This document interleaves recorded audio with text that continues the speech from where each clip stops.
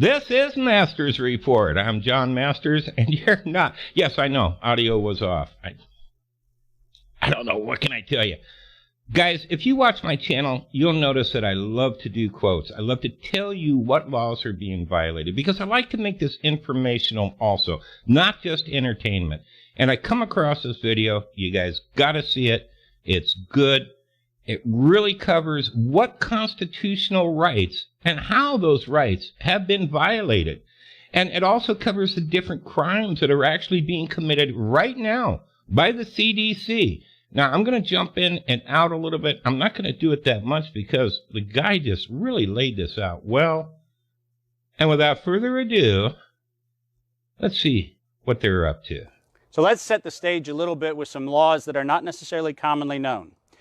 Article 1, Section 8, Clause 8 of the United States Constitution, and as it is manifest in the 35 U.S. Code, is the law that gives rise to intellectual property, the right for somebody, an inventor or an author, to have access to their inventions for a period of time for commercial exploitation. That is a constitutional right granted under Article 1, Section 8, Clause 8 of the United States Constitution. Article 1, Section 9, Clause 2 is an interesting clause that you don't hear about very much, but it's actually something that is a presumption not only in the United States Constitution, but in most of the civilized world, and that is the writ of habeas corpus. Now, what does habeas corpus mean? That means that there is a recourse in the law when someone has been placed in confinement, and when that confinement is either unjustified or inappropriate. Habeas corpus under the Constitution, under Article 1, Section 9, Clause 2, cannot be suspended. Okay, guys, what he's talking about is this. When the governors were saying that we want you to stay at home, and it's voluntary, that was legal. But the minute that the governors made it mandatory, they violated the Constitution because there was no writ of habeas corpus available for you. There was no way for you to be able to legally have a remedy. So at that point, when they started saying, are you essential? What are you doing out in public? Why are you out in public? Well, here's a $1,000 fine. You were being imprisoned without knowing it. Yes, you could fight it in court, but you're still being in prison without recourse. And it cannot be suspended in the absolute sense of this. This, by the way, is something that is alluded to in Attorney General William Barr's memo dated today, released just a few hours ago. Now, those are constitutional provisions. What I'm also going to lay out are two very important other provisions that come out of the turn of the last century, most of them in the late 1800s and early 1900s.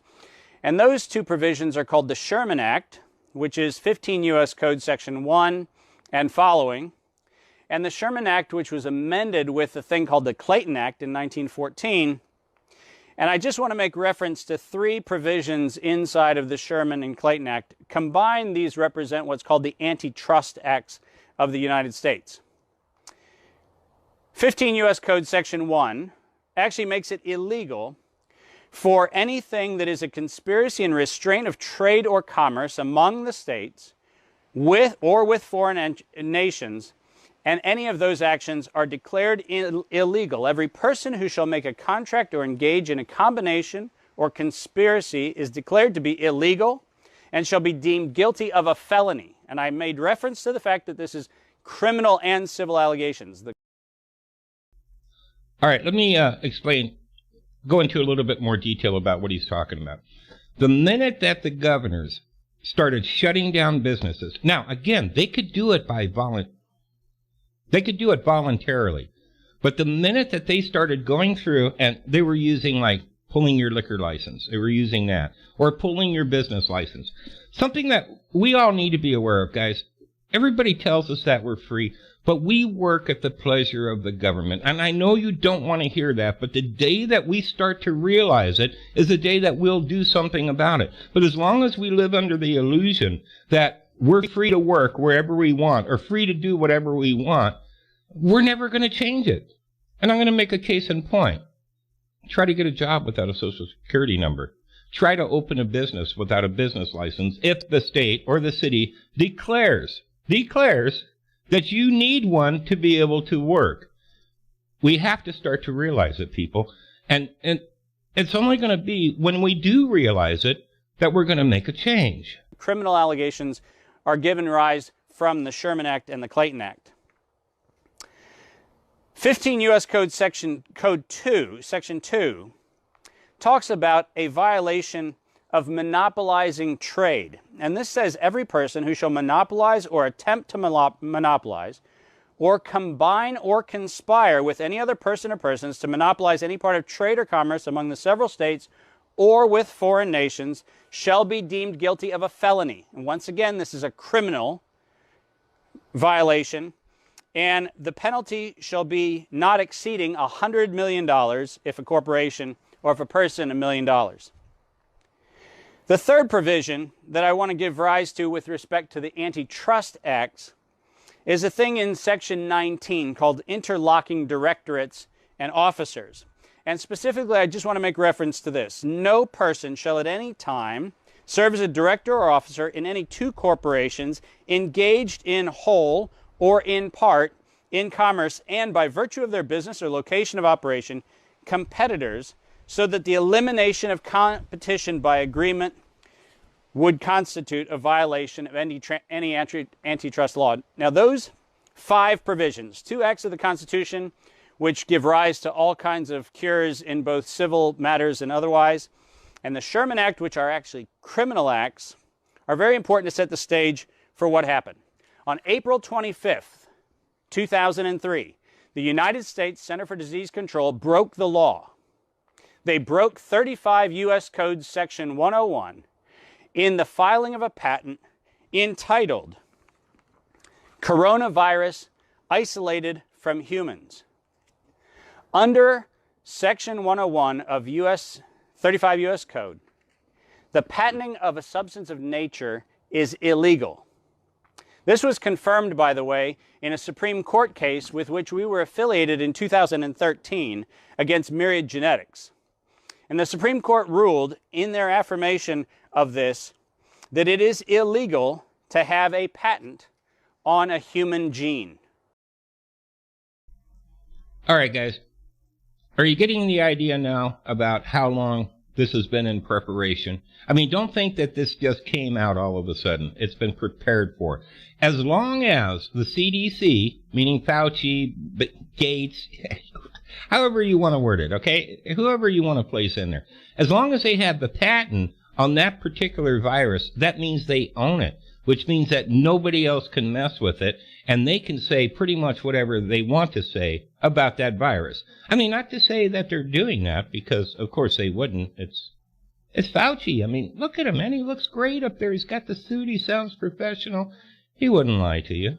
The Center for Disease Control, April 25th, 2003, filed a patent for and ultimately received United States Patent 7776521. And I need to make a very specific reference to the fact that in claims 3 and 4, the method of detecting SARS virus and a kit for the detection of SARS virus was granted with no limitation, particularly claim 4, which reads, a kit for detecting a severe acute respiratory syndrome-associated coronavirus in a sample. That's as broad as you get. They received a patent that restricted anyone, anywhere in the United States from engaging in any activity using this. Now, from April 2003 and following, the CDC owned not only SARS, but they owned the kit to detect SARS. Its ability to be detected, its ability to manufacture kits, and during that 15-year period, the effect of this grant, which was ruled unconstitutional by the Supreme Court, meant that commercial exploitation or any research involving the commercial exploitation of the virus or any kit to detect the virus would have been an infringement of the CDC patent, and therefore an infringement giving rise to CDC's actions, were it not for the fact that CDC's patent and their maintenance thereof is actually illegal.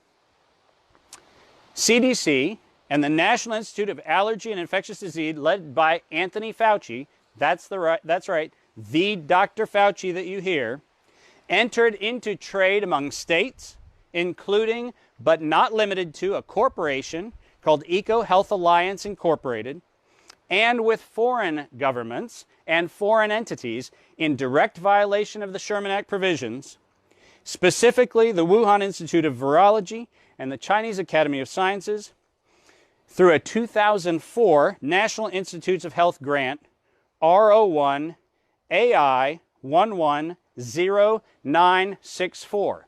That constitutes commercial activity involving an illegal asset entered into interstate and international commerce in violation of the Sherman Act. The CDC and NIAID also entered into a commercial engagement with the University of North Carolina at Chapel Hill, which is obviously interstate, and with foreign nations, specifically the Wuhan Institute of Virology and the Chinese Academy of Sciences, with Dr. Ralph S. Barrick of the University of North Carolina at Chapel Hill, and Dr. Zheng Li Shi, the head of the research component of the project that included not only the Wuhan Institute of Virology, but the National Natural Science Foundation of China.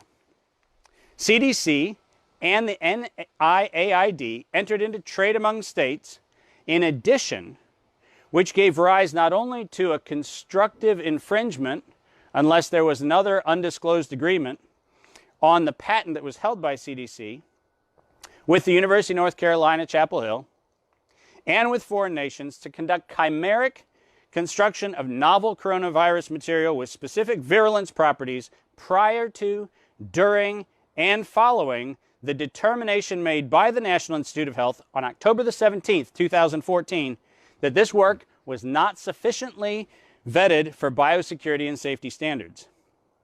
Further, it is presumed, and this is a presumption, please make the clear distinction, this is a presumption, that the CDC and its associates were A, fully aware of the work being performed using their patented technology, B, entered into explicit or implicit agreements including licensing or other consideration, and we know there's other consideration because we know the amounts of the grants that were exchanged. All right, let me clarify what he's talking about here real quick. Okay, what he's talking about is when you own a patent on something, as long as you own that patent, what you'll do to make money is you'll give out licenses. In other words, let's say a company, I come up with widget A, and this widget is perfect for this project that we're working on. So I want to use this widget A. Well, I can use that widget A, but I have to get a license. You know, kind of like if I have music and I do a song and somebody wants to use my song in their movie, well, I've got to give them a license to be able to do so. In other words, they'll have to pay a royalty. Now, in this case, what they're talking about, and it's not been proven otherwise, the CDC gave them the license, which means that they could have, of course, received money for issuing the license, but instead they're using the licensing to be able to selectively pick who can work on the virus. Is that making sense? So we don't have any outside organizations working on this virus. We only have the good old boys club working on the virus, which gives us control, over the outcome. And C, willfully engaged one or more foreign interests to carry forward the exploitation of their proprietary technology after the United States Supreme Court rendered that technology and the proprietary rights to that technology illegal under their 2013 determination. Now, it's interesting to note that in January 2018, the U.S. Embassy reportedly sent 2 individuals to the Wuhan Institute of Virology, and in their examination found that a number of individuals and parts of the laboratory procedure were not in compliance with safe operating procedures for the level of severity of the biohazards within that laboratory. The Washington Post reported that a cable dated the 19th of January 2018 confirmed that there was, and I quote, during interactions with scientists at the WIV laboratory, they noted that the new lab has serious shortage of appropriately trained technicians, and investigators needed to safely operate this high containment laboratory.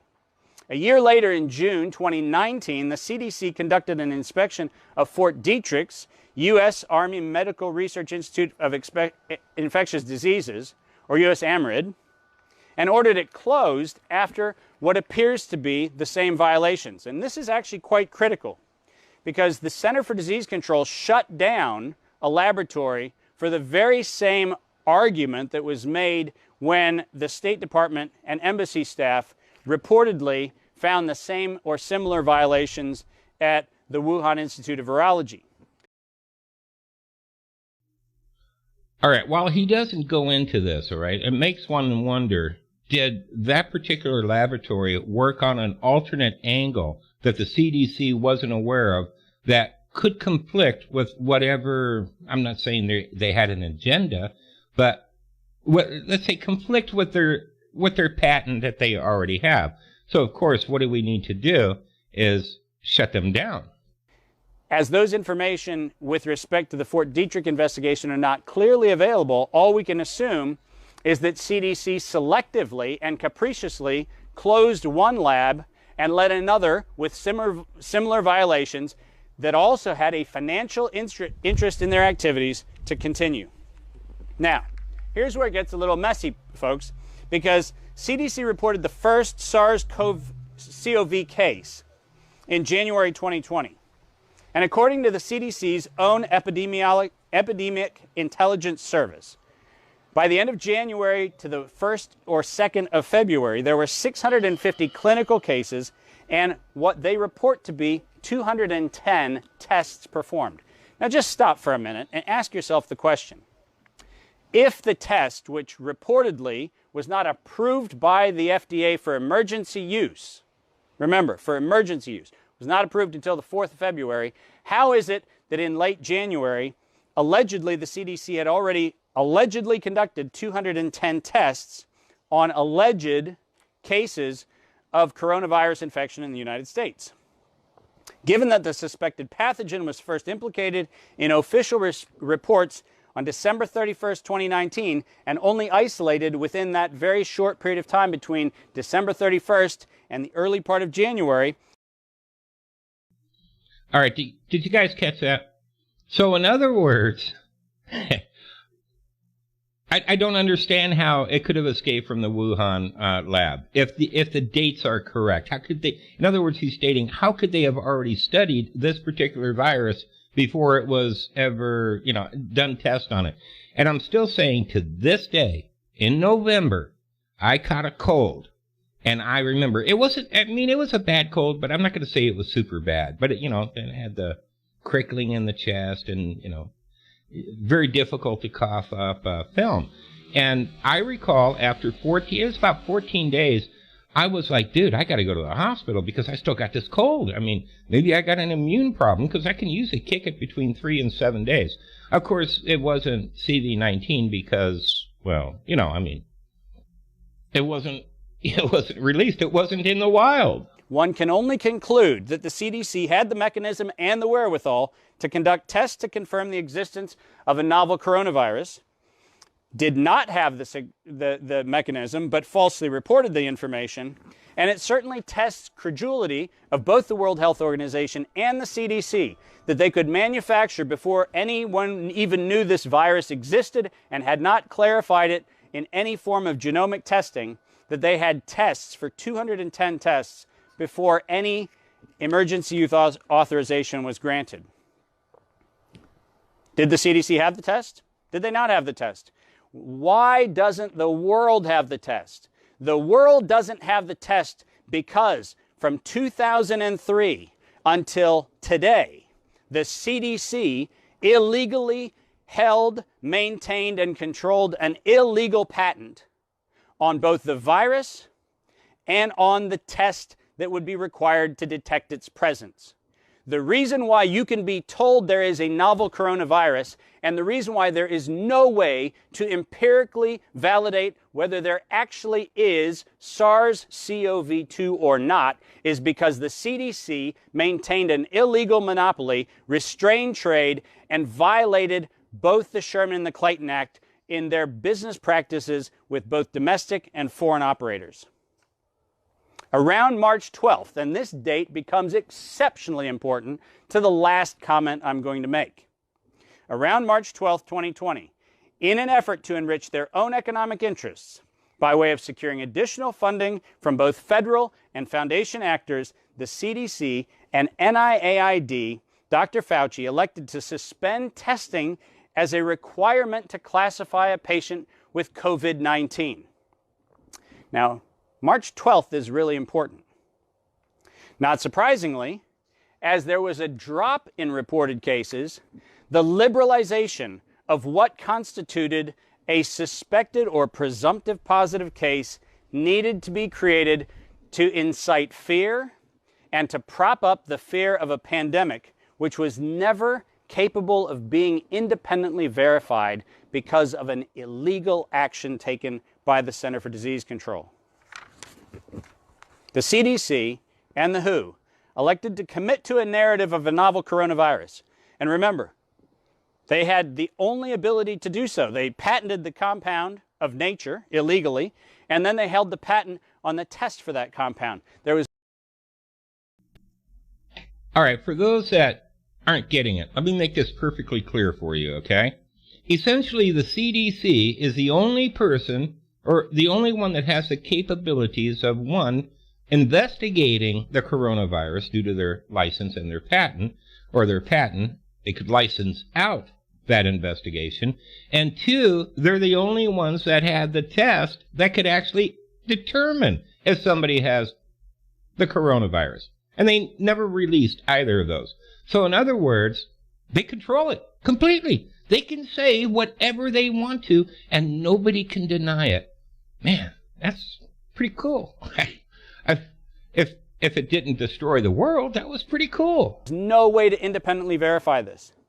Further, they participated in exhibiting properties of virulence that include the ACE2 receptor and other spike protein properties, which are the subject of U.S. Patent 7618802, issued to the University of North Carolina's own Ralph Barrick. And in the absence of testing protocols, all of them elected to insist that SARS-CoV-2 was a novel pathogen responsible for conditions that, and I'm quoting, were consistent with moderate to severe acute respiratory syndrome and pneumonia. You heard me correctly. And the reason why that last statement is so important is because as of today, there are still, with all of the liberal definitions of what counts as a COVID patient, there are still more cases since March the 12th of pneumonia of an idiopathic origin, meaning a pneumonia that comes from a pathogen we don't know. There are still more cases of pneumonia with an idiopathic origin than there are COVID cases, by over 5,000. And for those of you who like to go into the CDC webpage and do the gotcha moment on, well, but there's a reporting glitch, the problem is the reporting glitch lives in both sets of data. In both sets of data. And the pneumonia numbers still outstrip the COVID numbers by over 5,000 as of today. There is no question that on February 17th, 2014, when the Center for Disease Control paid your tax dollars to renew a patent that was declared illegal by the United States Supreme Court in June 2013, almost a year apart, when they renewed their illegal patent on February 17th, 2014. All right, guys, I want you all to pay special attention to this, because this is the part where the Patriot Act comes into play. And this is the part where the governors are now complicit. As a matter of fact, if you wanted to be technical, they're engaging in a treasonous act. At the very least, it's a felonious act. Okay? Watch this part. It's really important. That's why I wanted to cut in, because it's really important. The Center for Disease Control violated Article 1, Section 8, Clause 8 of the United States Constitution. By renewing their illegal patent on February 17, 2014, the CDC willfully violated the law using public funds in light of a Supreme Court ruling that actually had declared their actions illegal on June 13, 2013. With respect to Article 1, Section 9, Clause 2, the protection of habeas corpus, Governor Gavin Newsom in California, under Executive Order N3320, based the declaration of a state of emergency and the ultimate restriction of civil liberties on, and I quote, the threat of COVID-19. There is no constitutional protection.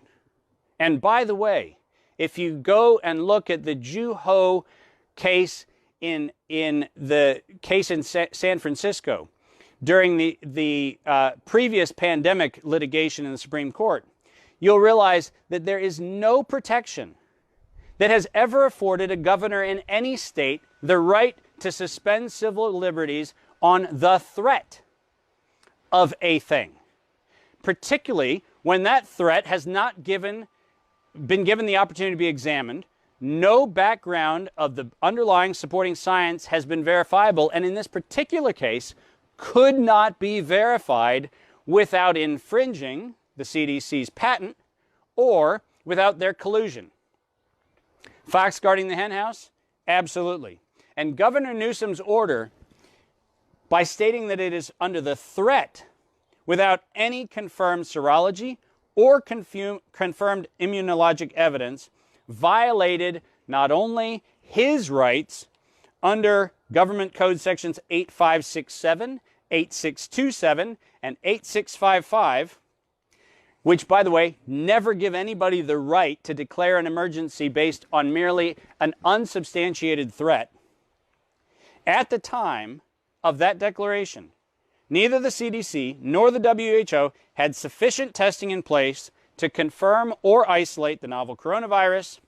California did not have pathology data to suggest that the epidemic was even imminent, and the rest of the United States was incapable of making any such assessment because of the aforementioned actions of the conspiring parties. All right, going to jump in again real quick. Okay, guys, did you notice that at the beginning of this whole situation, all they talked about was the model?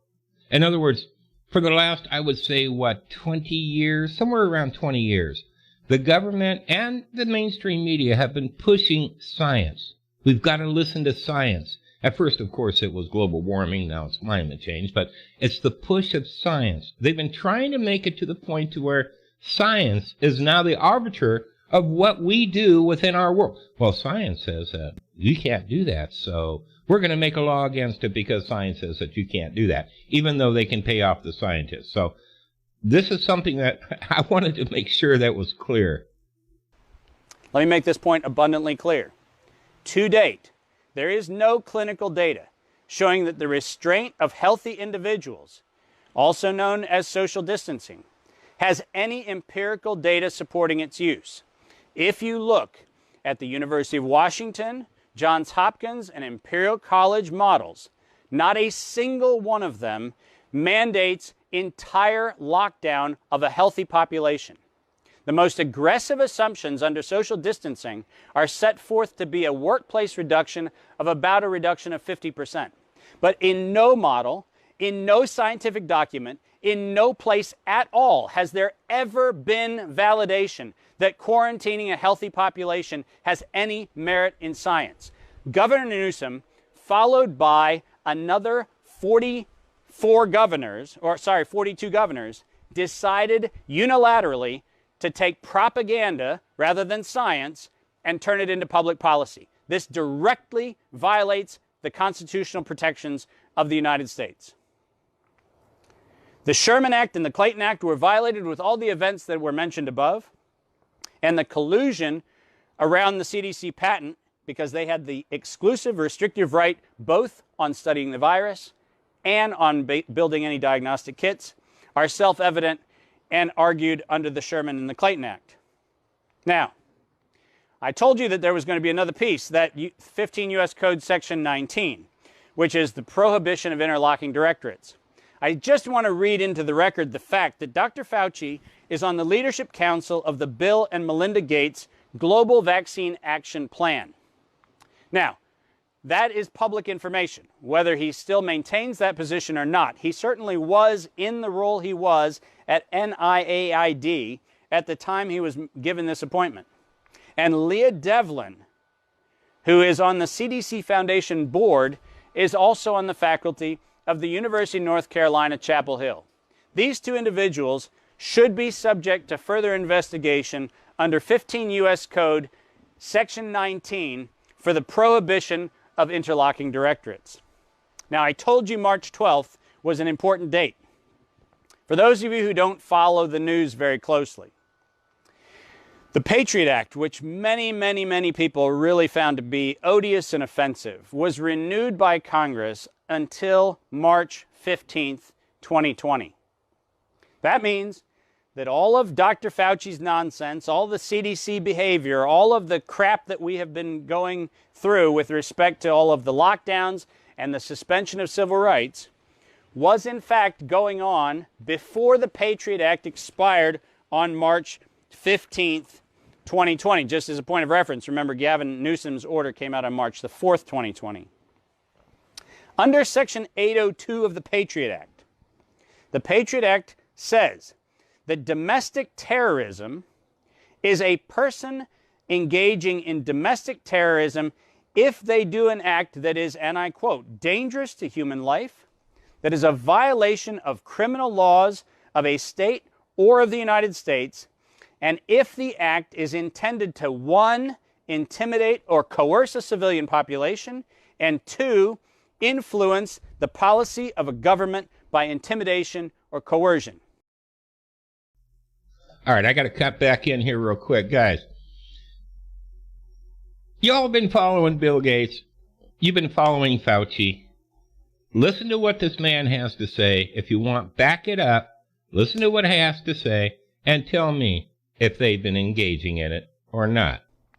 I am submitting to you right now that Dr. Fauci, the Center for Disease Control, and their co-conspiring governors have in fact violated the domestic terrorism provision under the Patriot Act, and anyone who instituted a lockdown order based on fallacious, subjective, and capricious determinations prior to the 15th of March did so in explicit violation of the Patriot Act, Section 802.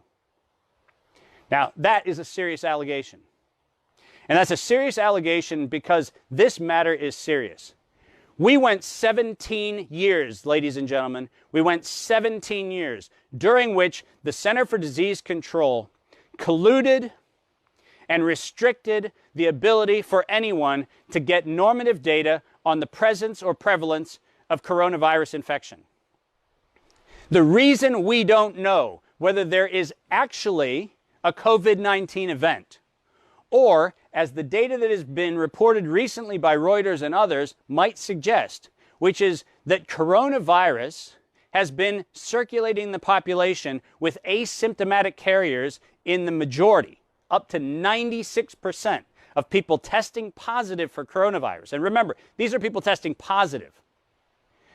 Up to 96% of them are asymptomatic. We have no evidence to suggest that we are in the midst of a pandemic. We have only, because of the collusive behavior of CDC, which restricted the development of tests, we only have been testing for this virus since February of 2020. For 17 years, we could have had this information, and we don't have it because of a criminal conspiracy. Now, this is not a theory. Every piece of information is independently verified. Every piece of information has been presented and is documented. And if you have an interest in asking me the question, which I get asked all the time, but Dave, what can we do? At the end of the file that I have presented that goes along with this particular presentation, that's available in PDF, and it's also available tomorrow on YouTube, I have actually written a template letter which I sent to the American Civil Liberties Union and to a number of U.S. attorneys and to a number of Attorney General outposts and to the Office of Inspector General and to a number of media outlets. I have given you a template letter that you can copy, substitute your state, substitute your province, your country, and submit the exact same letter. This is not a, oh my God, this is too big, how can we potentially do anything about this? This is a your get off your ass moment. Get up and do something. If you want to stand as a patriot for liberty, do it.